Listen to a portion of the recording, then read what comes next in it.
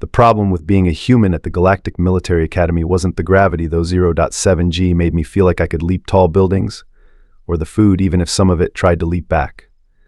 Or even the fact that half my classmates looked like they'd stepped out of a fever dream involving seafood and geometry. No, the real problem was that everyone treated me like I was made of glass and plutonium, simultaneously fragile and deadly dangerous.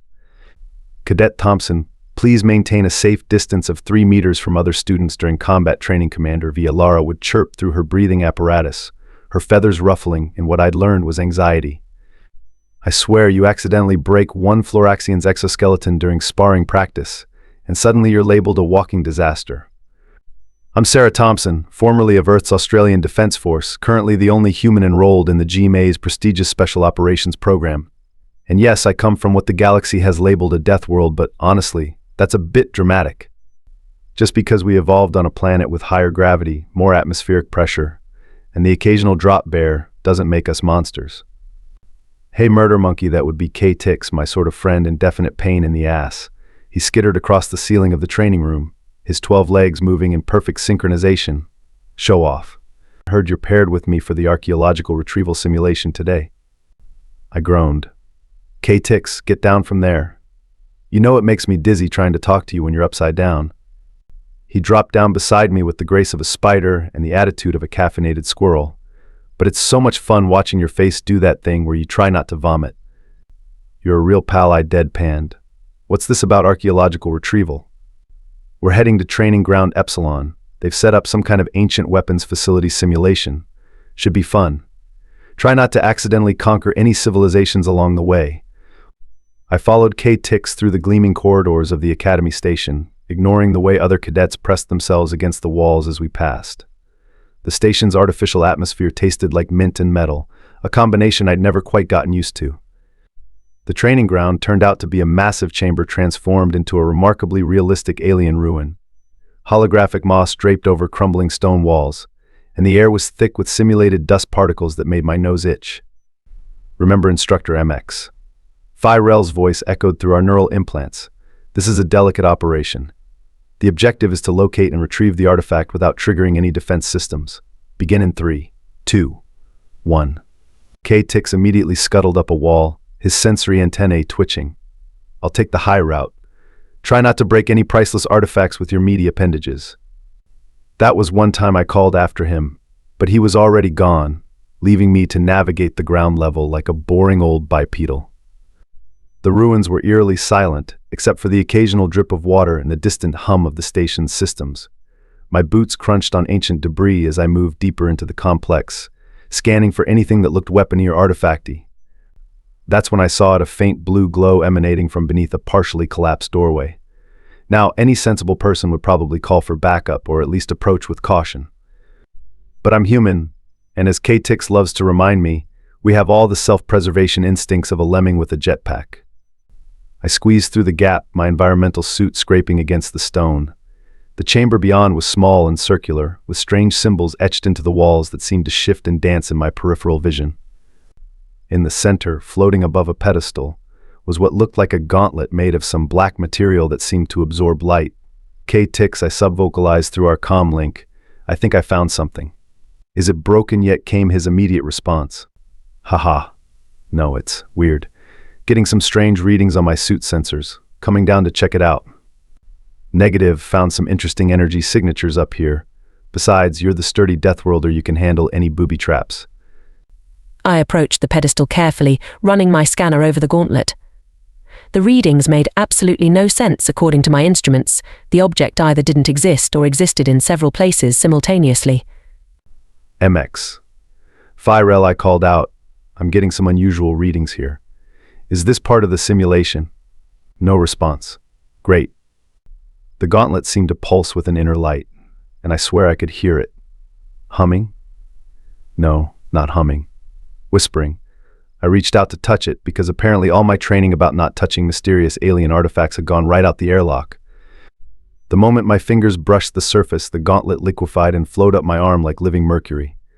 I yelped and tried to shake it off, but it had already reformed around my forearm, fitting like it had been custom made for human anatomy.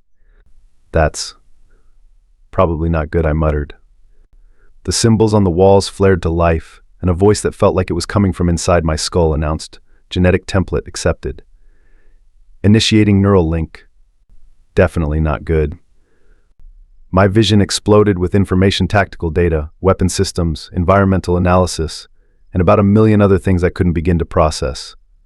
The gauntlet hummed with power, and suddenly I understood why it had been hidden away in this facility. It wasn't just a weapon, it was the weapon. The lost arsenal of the Precursors, the mysterious species that had vanished from the galaxy millions of years ago, leaving behind only fragments of their impossibly advanced technology. And it had just decided I was its new best friend. "Hey, Tix," I shouted. "We might have a situation." "What did you break this time?" he asked, his voice thick with amusement. Before I could respond, the chamber's defenses activated because of course they did. Robot guardians emerged from hidden compartments in the walls, their ancient weapons powering up with an ominous hum. The gauntlet reacted instantly. Energy fields sprang up around me, and targeting data overlaid my vision. My arm moved almost of its own accord, the weapon responding to thoughts I didn't even know I was having. The first robot fired and well, I'm still not entirely sure what I did. One moment I was standing there, the next I was behind the robot, and it was collapsing into precisely cut pieces. "Holy shit," I breathed. Language K-Tix called from somewhere above. "Also, what in the name of the Void Queen's tentacles is happening down there?" More robots were emerging. The gauntlet thrummed with excitement, and yes, I know how weird it is to say a piece of technology felt excited, but that's honestly the best way to describe it. It was like having an enthusiastic puppy attached to my arm, if that puppy could manipulate fundamental forces of the universe. What followed was either the most impressive or most terrifying display of combat prowess in GMA history, depending on who you ask. I moved through the robots like a dance, each motion flowing into the next, as the gauntlet systems merged with my own combat training. Barriers of solid light deflected energy beams, micro-singularities crushed attackers into ping-pong ball-sized chunks, and at one point I'm pretty sure I accidentally turned one robot inside out through a dimension that shouldn't exist. When it was over, I stood in the middle of a scene of robotic carnage, breathing heavily more from excitement than exertion. The gauntlet hummed contentedly on my arm, like a cat that had just finished playing with its toys. Sarah K-Tix's voice was unusually subdued. "Please tell me you've got a really good explanation for why my sensors just recorded 17 different types of impossible physics. Would you believe me if I said it was an accident? Coming from you?" "Absolutely." The chamber's lights flickered, and suddenly MX. Phyrel materialized in front of me, their crystalline form refracting light in patterns that indicated extreme agitation. "Cadet Thompson," they said, their voice carefully controlled. "That artifact was supposed to be a hologram."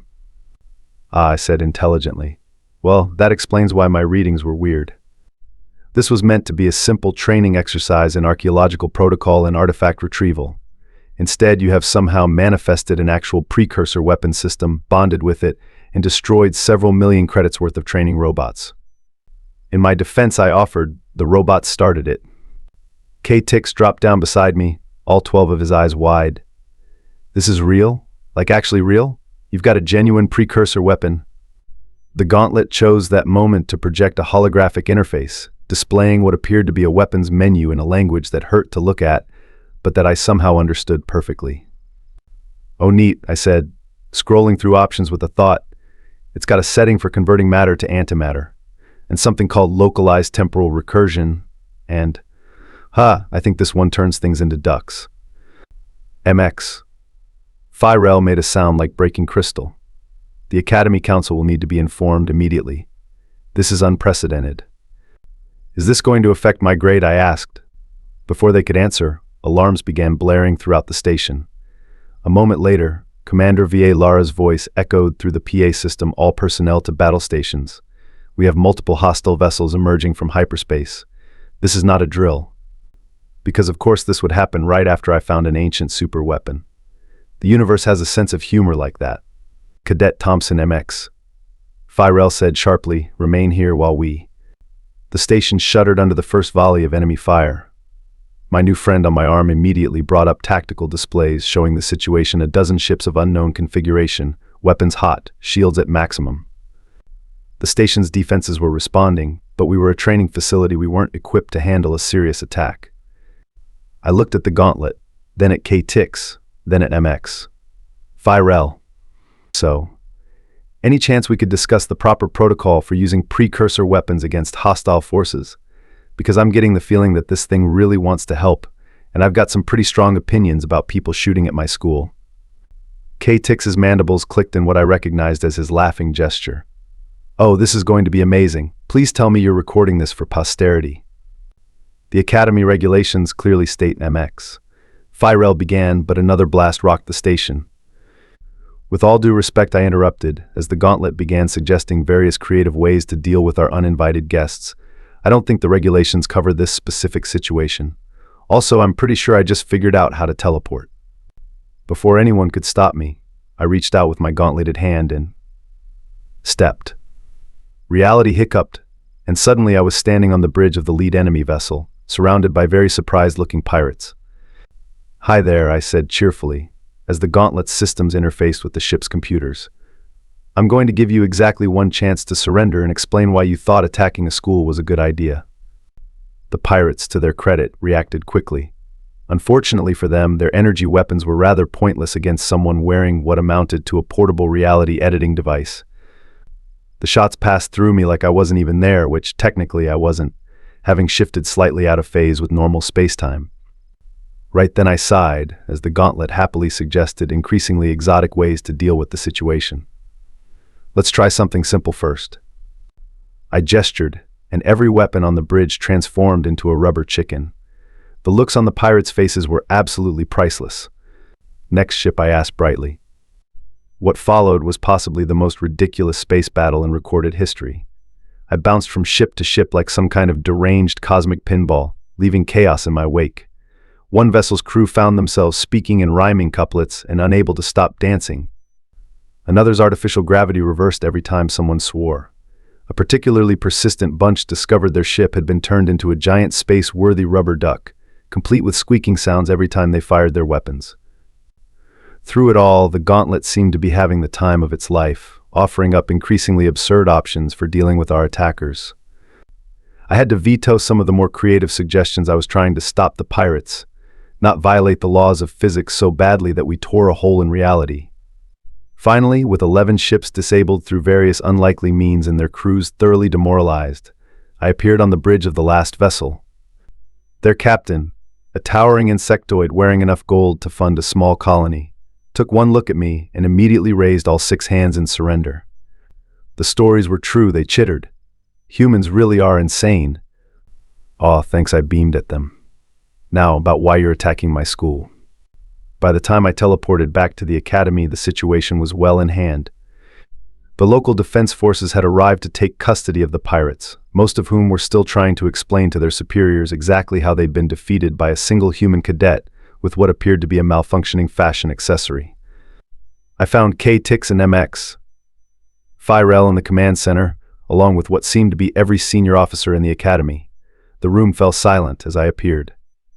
So I said, scratching the back of my head with my non-gauntleted hand, "Good news is, the pirates are dealt with. Bad news is, I may have violated several laws of physics and possibly created a few new ones.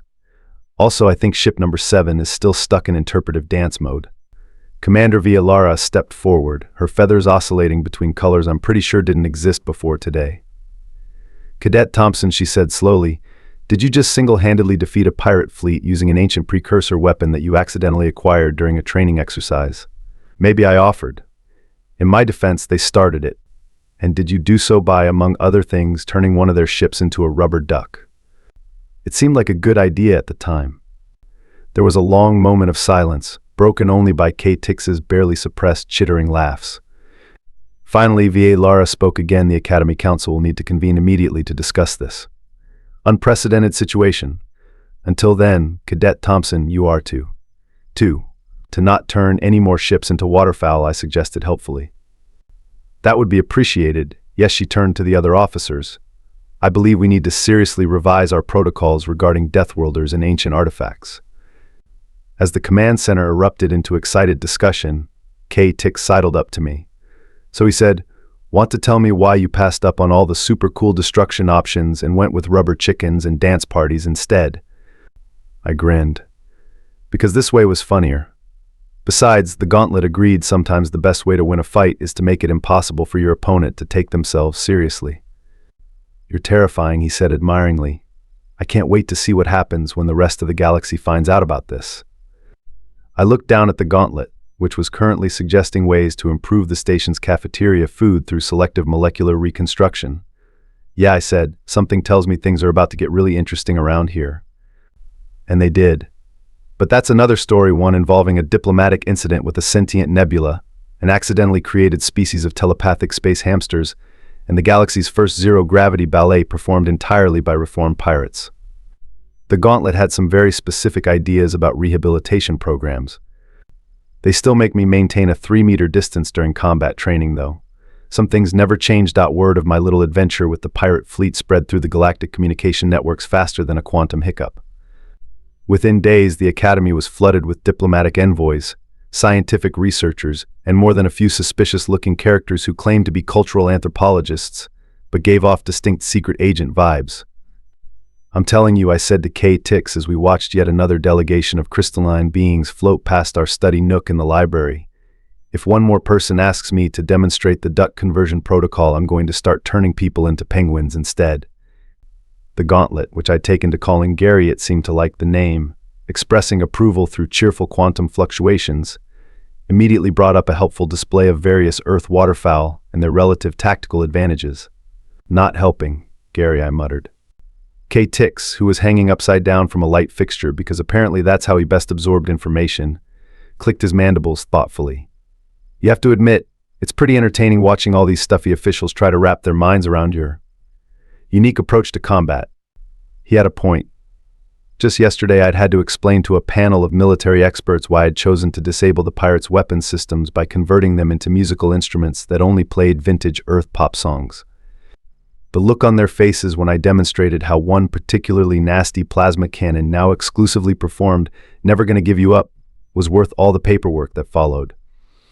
"Speaking of unique approaches," Kay Tix continued, "have you figured out why Gary keeps trying to renovate the cafeteria?" The Gauntlet had developed a peculiar obsession with improving Academy infrastructure, particularly the food service systems. Last week, it had spontaneously upgraded all the protein synthesizers to produce meals that not only tasted better but also sang encouraging messages about proper nutrition. "I think it's bored," I replied. "Turns out ancient superweapons need hobbies too." Before Kay Tix could respond, our comm units chimed with an emergency alert. Commander Villara's voice, somehow managing to sound both exasperated and resigned, filled our neural links. "Cadet Thompson, please report to Hangar Bay 3 immediately. And please, try to keep reality violations to a minimum this time." "No promises," I called back cheerfully, already heading for the door. "Coming, Kay Tix." "Wouldn't miss it for all the gravity in the universe," he replied, scuttling along the ceiling after me. We arrived at the hangar to find what appeared to be a diplomatic crisis in progress. A massive vessel hung in the space beyond the force field, its organic-looking hull pulsing with bioluminescent patterns that spelled out what Gary helpfully translated as "Surrender the Chaos Monkey." Commander Villara stood at the observation window, her feathers cycling through various shades of anxiety. "Cadet Thompson," she said without turning around, "how familiar are you with the Hive Collective of Sector 7? "The space jellyfish people," I asked. "The ones who communicate through interpretive dance and get really upset about asymmetrical architecture." "The same. They seem to have taken offense at your redecorating of their pirate auxiliary forces." I blinked. The rubber duck ship was one of theirs. Apparently it was an undercover operation to test our defenses. "They're demanding we hand over both you and the Precursor artifact for, quote, crimes against geometric dignity." The Gauntlet hummed with what I'd come to recognize as its equivalent of someone cracking their knuckles before a fight. Several very interesting options for dealing with space jellyfish appeared in my tactical display. "No, Gary," I said firmly. "We're not turning their ship into a giant disco ball, no matter how thematically appropriate it would be." Kay Tix, who had been unusually quiet, suddenly perked up. "Wait, I have an idea. Sarah, remember that thing you did with the pirates and the dancing?" A slow grin spread across my face as I caught on to his thinking. "Commander," I said, "I'm going to need access to the station's external speakers and permission to temporarily alter the laws of physics within a 2-kilometer radius." Villara's feathers briefly turned plaid, which I hadn't even known was possible. Do I want to know? Probably not, K-Tix and I said in unison. 20 minutes later, the Hive Collective's diplomatic vessel was at the center of what could only be described as the galaxy's first zero-gravity rave.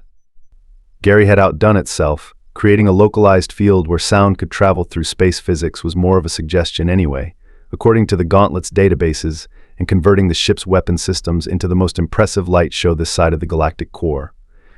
The best part? The Hive Collective loved it. Turns out, while they were sticklers for geometric purity, they had a deep cultural appreciation for synchronized movement and light patterns. By the time I finished leading them through an improvised performance of the Macarena, Gary's idea, surprisingly, we'd not only avoided a diplomatic incident but had also been invited to help design their next generation of ceremonial dance ships. I have so many questions, Commander V.A. Lara said weakly as we watched the Hive ship depart, its hull now permanently etched with patterns that pulsed in time to various Earth dance classics. That's fair, I replied. I have a lot of questions too, like why does an ancient superweapon know the choreography to Thriller? K-Tix, who had thoroughly enjoyed teaching some of the Hive diplomats how to breakdance on the ceiling, chittered happily. I think the real question is, what are you going to do when the Academy Council finally finishes processing all this? As if on cue, my neural link pinged with a priority message. The Council had reached a decision about my unique situation. The message was brief but life-changing.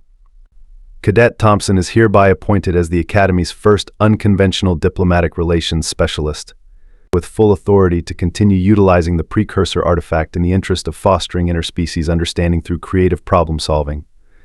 Additional budget has been allocated for duck-related incidents.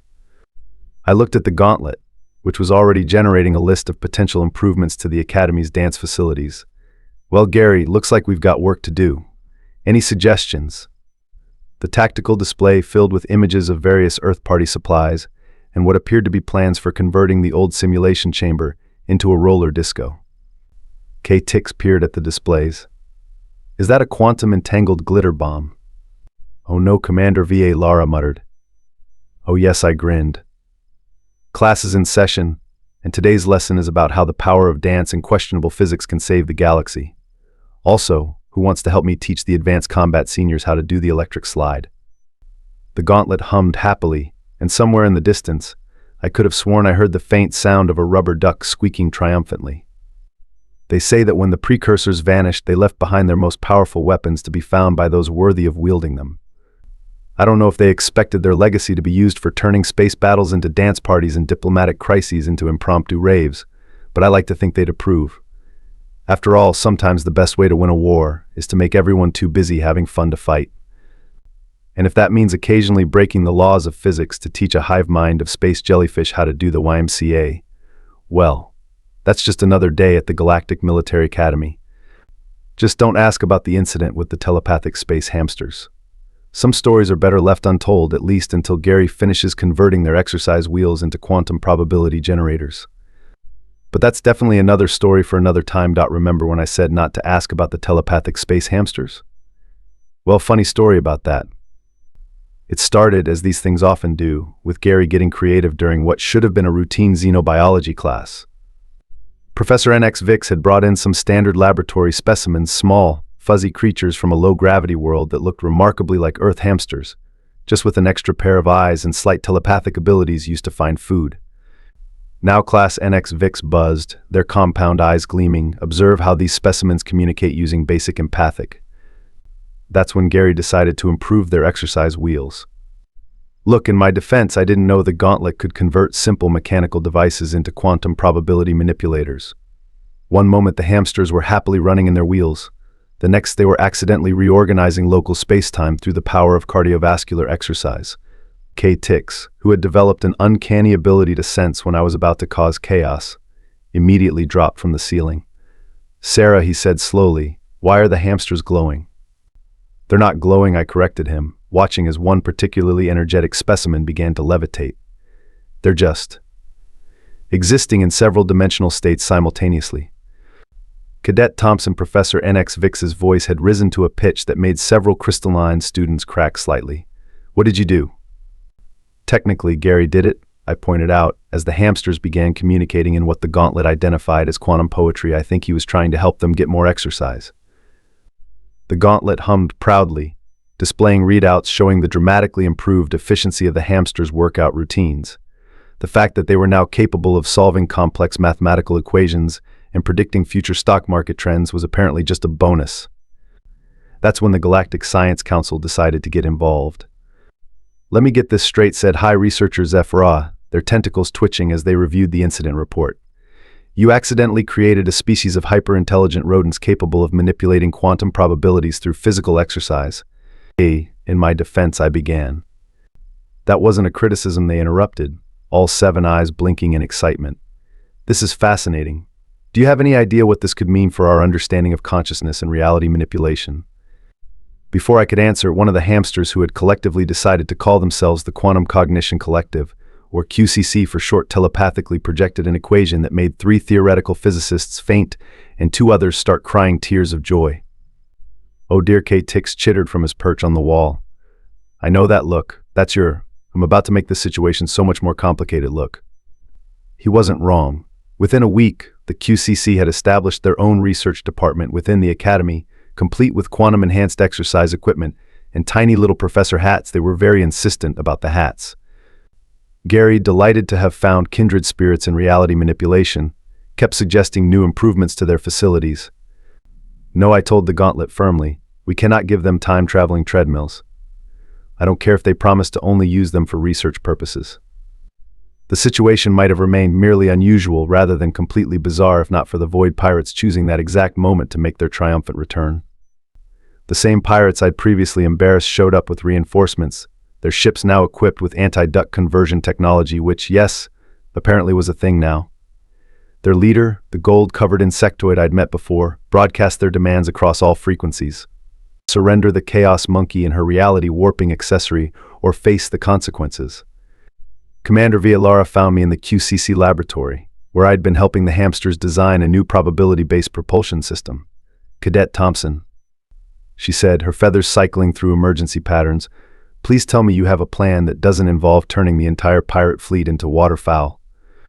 I looked at Gary's tactical display, then at the hamsters who were excitedly sharing quantum calculations, then at K-Tix who was already recording everything for posterity, and grinned. "Oh, I have something much better in mind." What followed was either the most brilliant or most ridiculous space battle in galactic history, possibly both. Picture this: a fleet of pirate ships, armed to the teeth with advanced weapons and anti-duck shields, facing off against a squad of psychic hamsters riding probability surfing exercise wheels through space, led by one human with a precursor weapon that had recently developed a passion for choreographed battle sequences. "Battle formation disco," I commanded, as Gary synchronized our movements with the QCC's quantum calculations. The hamsters aligned their wheels in a perfect geometric pattern, their tiny professor hats somehow staying on in the vacuum of space. The pirates opened fire only to find their weapons transforming not into ducks or musical instruments, but into probability gates that redirected their own energy attacks through what the hamsters assured me was a dance-based quantum tunneling matrix. In simpler terms, every time the pirates shot at us, their beams would disappear and reappear doing the conga around their ships.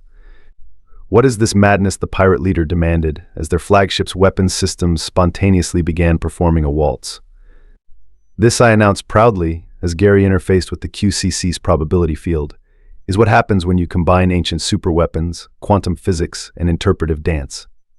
The hamsters, bless their enhanced little hearts, chose that moment to initiate what they called Operation Probability Polka. Their exercise wheels spun in perfect synchronization, creating a cascade of quantum effects that turned the space around the pirate fleet into something resembling a cosmic dance floor.